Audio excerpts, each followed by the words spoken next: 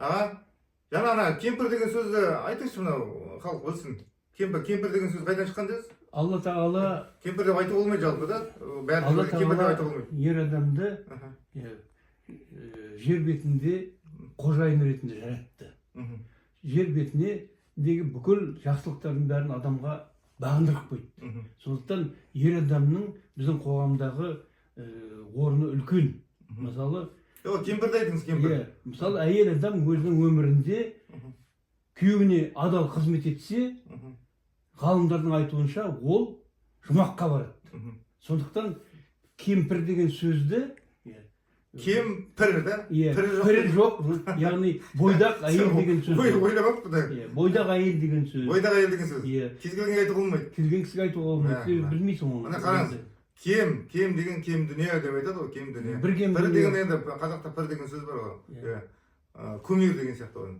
Сол кемпір, значит, күйеуі жоқ деген сөз. Бойдақ кемпір деген сөз. Мысалы, анасы қайтыс болса, ауылға келіп әкесіне қатын іздесе, келгенде сендерде қатын бар ма деп сұрамайды. Себебі қатынның байы бар. Кемпір бар ма деп сұрайды. Кемпірі жоқ, бойдақ бар ма деп сұрайды. Бәрі кетті болса? Сөйлетсің ба?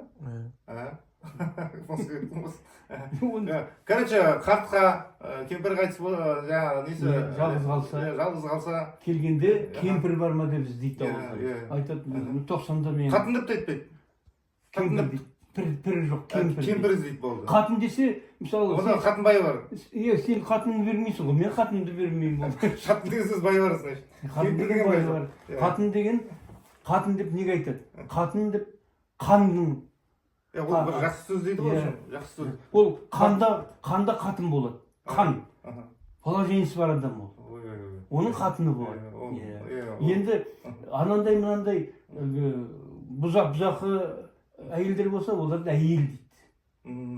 Әйел деген Иранның сөзі, әйел дейді. Әй сәке, әй Махамбет деген сияқты ғой. Мысалы мен саған әй сәке десем сен ренжіп қаласың ғой, әй не мынау? Әй не істеген? Сен маған әй Махамбет десем мен ренжіп қаламын. Әй не істеген сияқты ғой. Әй аға, көп рахмет.